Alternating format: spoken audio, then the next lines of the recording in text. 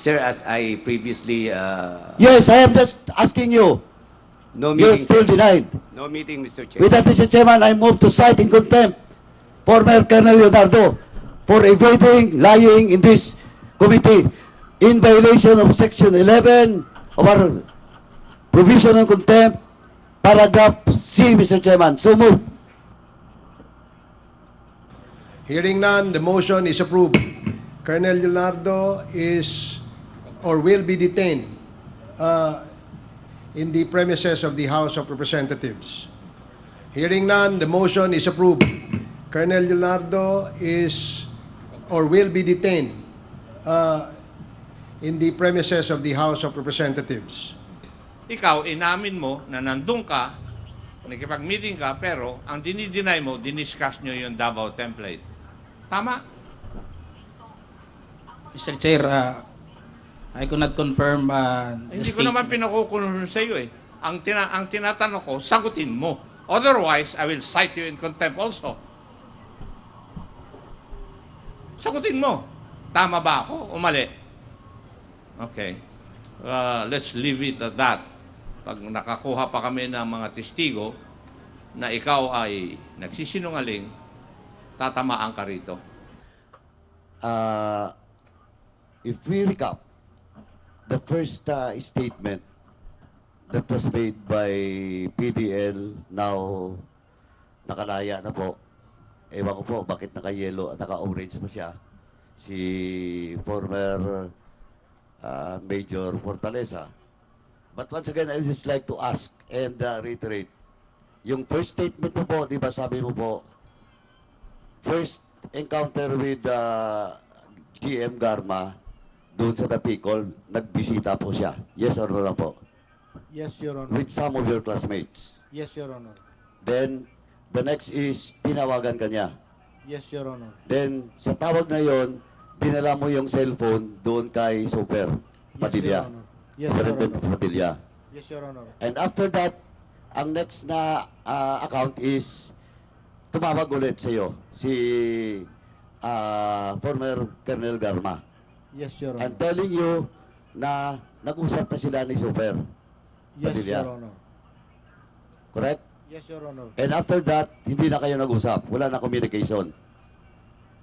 After that last call, Meron pa ulit, Your Honor, kasi tumawag siya nakiusap tungkol doon sa mga tao nila accordingly na napasok ng Bartolina.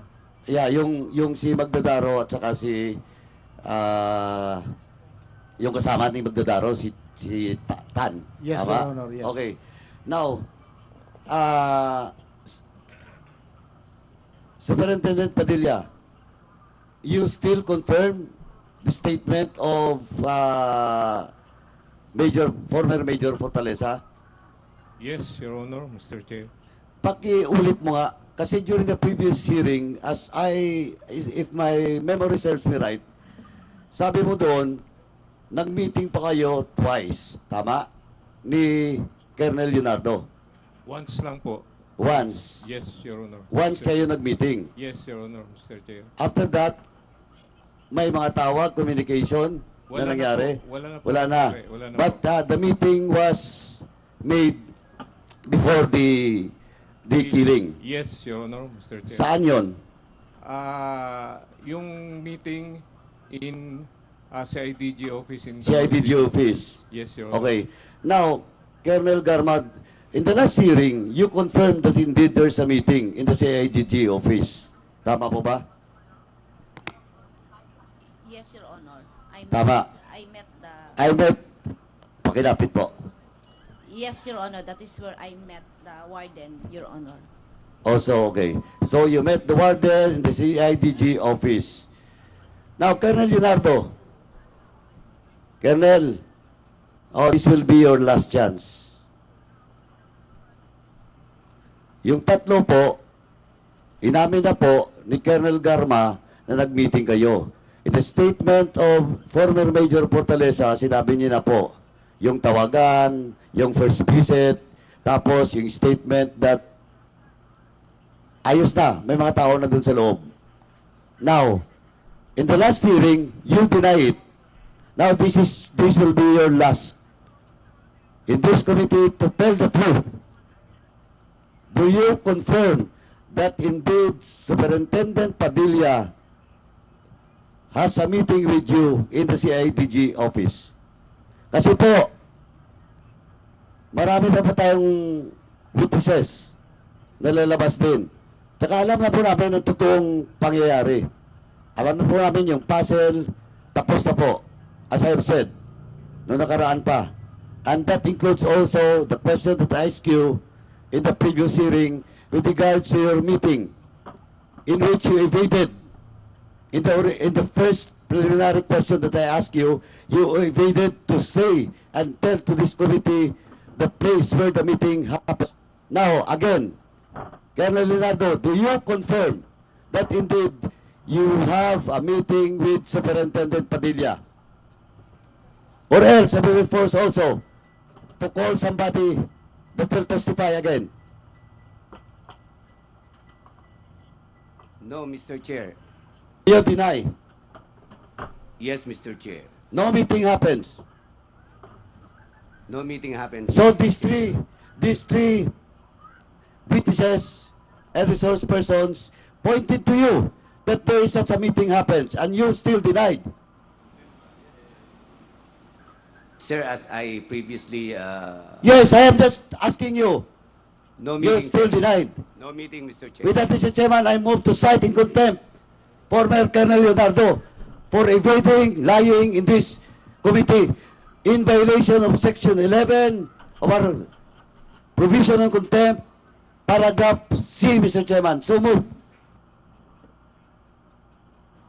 There is a motion to cite in contempt Commissioner Leonardo for violating Section 11, paragraph C of the Rules of Procedure Governing Inquiries in Aid of Legislation of the 19th Congress, and it was duly seconded.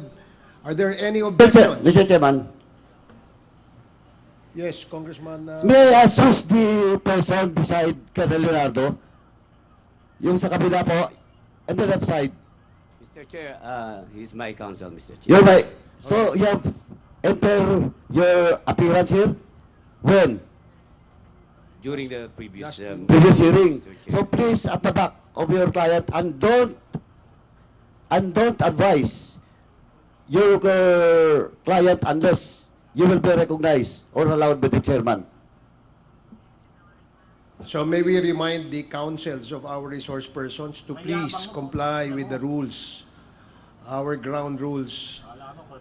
You may advise your client of his legal rights, but you may not coach them. Okay? You sit at the back. And may we ask the You sit at the back, page, attorney. can you please provide chairs for our lawyers or counsels of our resource persons? So, it was duly seconded. Are there any objections? Mr. Chair, may I... Hearing none, Mr. Chairman. the motion is approved. Mr. Chair, Colonel, I will allow you to speak. Let me just finish the ruling of the chair. The chair has ruled on the motion to cite Colonel Leonardo in contempt for violating Section 11, paragraph C of our Rules of Procedure Governing Inquiries in Aid of Legislation. So, now I will allow Colonel Leonardo to speak. Is this in relation? Chairman. Is this? Mr. Chairman, Congressman. before we allow Colonel Leonardo, let me wait first for the second motion, Mr. Chairman, on his detention, Mr. Chairman. Thank you. Okay. Is there any motion? Mr. Chair, Congressman Acop. may I respectfully move that Commissioner Leonardo be detained in the premises of this House until such time that the committee would have finished its committee report. So move, Mr. Chair. There is a Second. motion. There is a motion. As stated, duly seconded. Any objections? Hearing none, the motion is approved. Colonel Leonardo is or will be detained in the premises of the House of Representatives.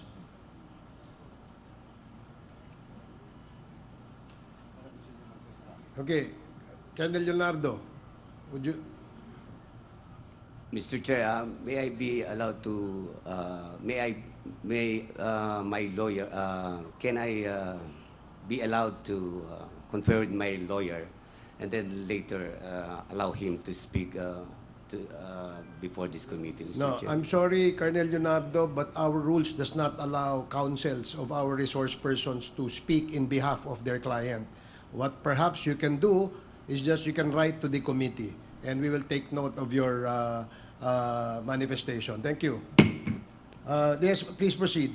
Mr. Chairman, actually, I just like to tell the council and Colonel Leonardo that you have also the right to make an appeal in this committee, but after this committee hearing. But of course, you can also say your piece, the latter part, but as the chairman stated, we do not allow counsel to speak for on behalf of their client. So you can make an appeal after this hearing. Thank you, Mr. Chairman. Thank you, Congressman Paduano. The parliamentary inquiry is that Congressman Paduano has the floor. And he was interpellating Colonel Leonardo. Would you like to proceed, Congressman Paduano? Yes. Ito po, short na lang po. Again, let me follow up lang po yung mga tanong ko po ng previous hearing. I just want to test, of course, Colonel Garma. Anyway, Ms. Garma, your letter will be tackled on the latter part, no, in this committee hearing. Thank you, Your And Honor. thank you for once again stating that what you have said during the previous hearing, tinindigan mo po yung statement mo.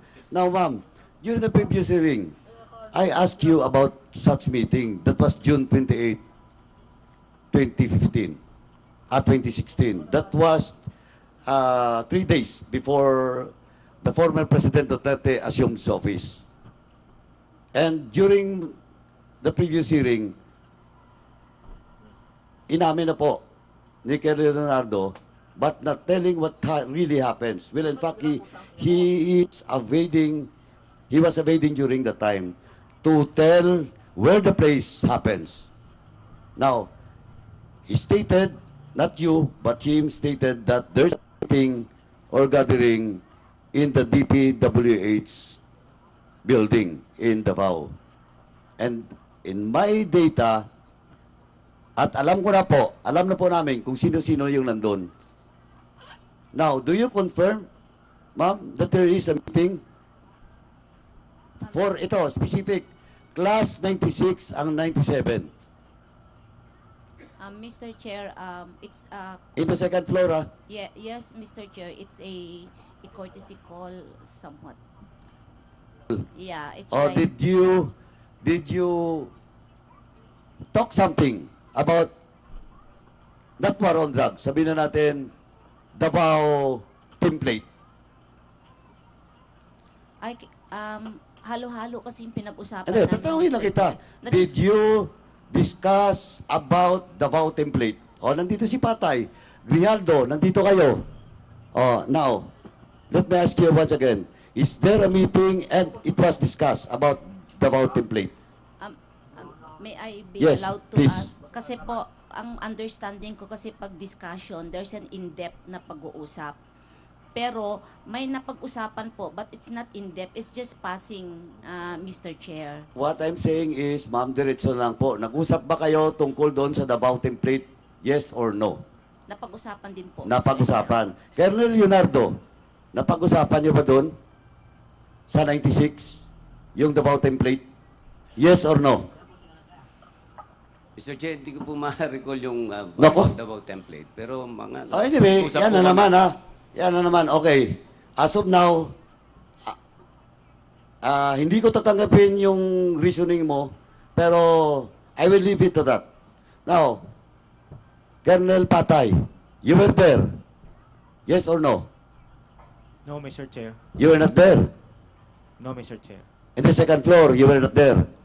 No, Mr. Chair. Are you sure? Yes, Mr. Chair. Okay. Sige.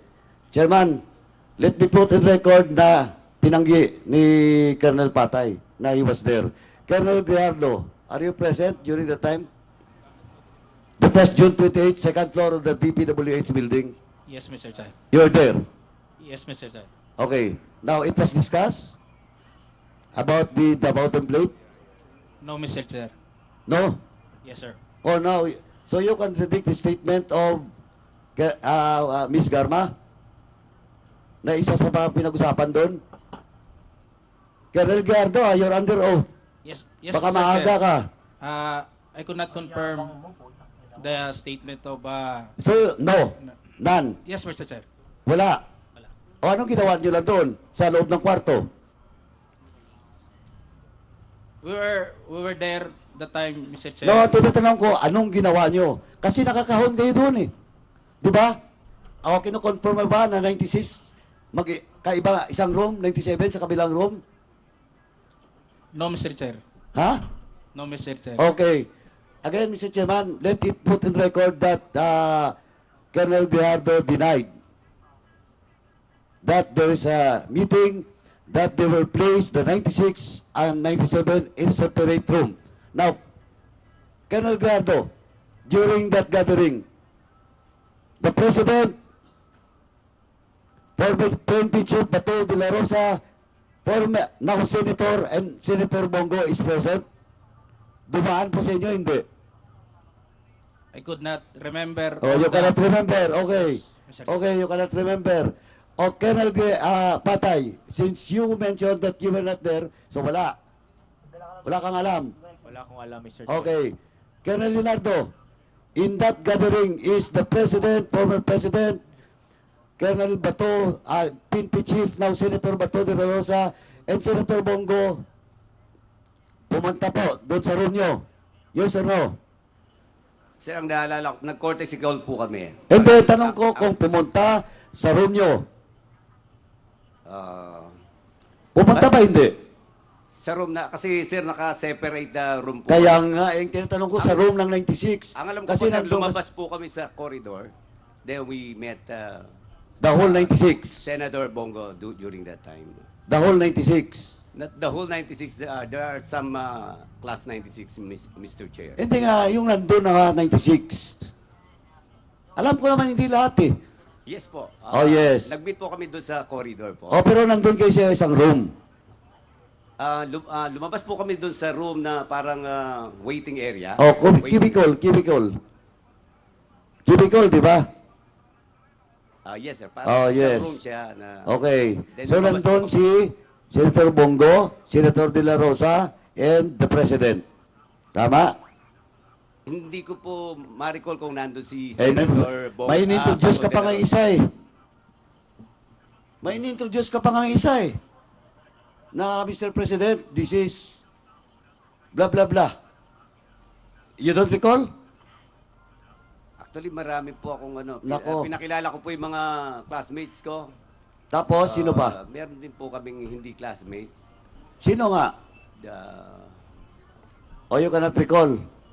Marami po. Okay, Sir, Mr. Chairman, dyan na muna. Hindi ko na muna ipitin si Colonel Leonardo to that question. Now, Colonel Galma, do you confirm that indeed during that meeting nandun pumunta si General Bato, si Senator Bongo, and the President? No, Mr. Chair, wala akong naalalang pumunta si General Bato at saka si Senator Bongo dun sa aming... Sa room nyo? Yes, wala pong Wala. pangyayaring ganun po, Mr. Chair. Okay, anyway. Mukhang totoo yung sinasabi mo. No? But sa 96, nandun. But anyway, hindi pa naman tayo tapos dyan, Colonel Leonardo. But in the next hearing, Mr. Chairman, we will invite all those named listed during that allegedly in your account courtesy call. Kasi po, nakuha na po natin ng committee to lahat ng mga assignments. Yung mga nandun, di ba, pinakuha ko ng nakaraan since 2016 onward. O, kaya nga nandito si Patay, nandito si Colonel Grijaldo. Ang next siguro, Let us see sa next hearing. No? Anyway, Mr. Chairman, for now, dyan na muna ako. At least si Colonel Garma has already stated all those accounts with regards to the Picol killings and the meeting or sabi nga nila, courtesy call that happens 3 days before. And after 3 days, on more than a month, from July, then August 11, 12, 13, and it was on record that in the 3 jail or correctional, doon po sa The Picol, doon sa Leyte, and doon sa Parañaque, nangyari lahat yung mga pagpapatay. And that includes yung grenade throwing doon sa Parañaque. In that 3 fateful day, magkasunod po. And marami na po nangyari. Well, in fact, dito ngayon, hawak din namin yung records of all the killings that happens doon po sa Bureau of Jail and Management and Penology naman with regards to in relation to the drug killings. So by now, Mr. Chairman, that's all for now. Mr. Chair, Okay, thank you, Congressman Paduano. Yes, Congressman Ako, may I just ask some questions for clarification? please proceed. Thank you, Mr. Chair. Madam Garma, you confirmed that in June 28 of 2016, nag-meeting kayo ng mga klase mo in Davao City sa DPWH office, second floor. You confirm that? Yes, Mr. Chair, we met there, sir. Yes. And would you confirm na ikaw ang tumawag po ng meeting na yun doon ng mga klase mo? I cannot recall, Mr. Chair, kasi may ibang classmate ako na napadaan din doon. And then, gusto nila magpa-picture. So, sabi ko, pwede naman siguro, Mr. Magpa-picture. Chair. Kanino? Sa presidente po, Mr. Chair. Okay. But you confirm, in the line of interpellation of the Honorable Paduano, na nagkaroon kayo ng meeting doon po sa Davao on June 28. Tama po? We met, Mr. Chair. Yes. Inamin mo nga nung last na hearing eh. Yes po. The minutes of the last hearing would bear that out. Tinanong din ni Honorable Paduano kung ang pinag-usapan ninyo ay tungkol po doon sa Davao template. Napag-usapan po kasi halo-halo na po yung Okay. pinag-uusapan po namin, Mr. Thank Chair. you po. So that is how much or what you can admit as of now. Yan na po yung maalala Okay, ko rin thank po. you. Commissioner Leonardo, in the last or in that hearing, inamin mo rin na nagkita-kita kayo.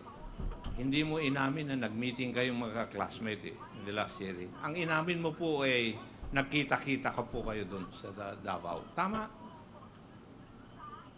Yes, Mr. Chair. Yes.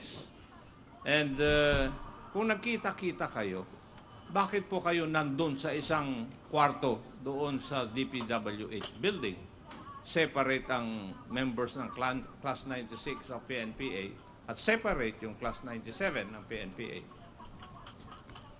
Mr. Chair, doon po kami nilagay while waiting po kasi magko-courtesy call po kami, magpapapicture po kay PRRD, Mr. Chair. And according to your answers to the Honorable Paduano, wala pa kayong diniscuss na Davao template. Would that be correct? Wala po kaming marami Yes po or kaming no? diniscuss. Yes or no? Ang Wala- tanong ko po ay answer Wala po akong ma-recall na diniscuss namin na Sabihin mo Davao lang kung template. hindi nyo diniscuss o hindi. Hindi po, Mr. Dahil ang Chair. paniningil sa banda-banda roon. Opo, Mr. Chair. Yes. Now, Colonel Patay, what class are you at sa PNPA? 97, Mr. Chair. 97. Yung kaklase mo si Madam Garma, tama? Yes, Mr. Chair. And she admitted na nag-meeting ang mga Class 97 doon on June 28, 2016. Narinig mo naman siguro. Yes, Mr. Chair. And do you deny that you were not there? Wala po ako doon, Mr. Wala. Chair. Now, Madam Garma, is that true? Yes, Mr. Chair. Wala si Colonel Patay doon. Pagkakaalala ko, wala po siya, Mr. Chair. Okay, thank you.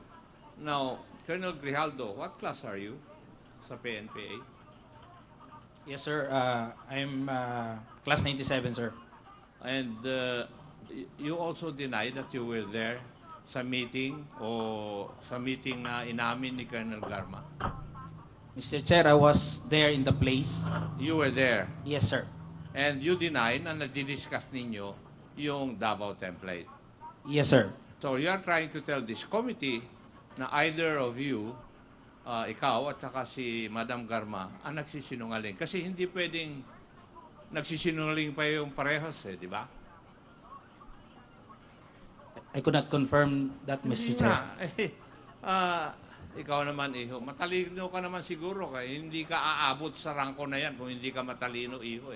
Simpleng-simple lang yung tanong ko. Ang sabi ni Madam Garma, nag-meet kayo, diniscuss nyo yung template. Ikaw, inamin mo na nandun ka, nakipag-meeting ka, pero ang dinideny mo, diniscuss nyo yung Davao template. Tama? Mr. Chair, I could not confirm the Hindi ko naman statement. pinakukulong sa iyo Ang tinatanong ko, sagutin mo. Otherwise, I will cite you in contempt also. Sagutin mo. Tama ba ako o mali? Mr. Chair, kindly say again the question. Pinapagod mo pa ako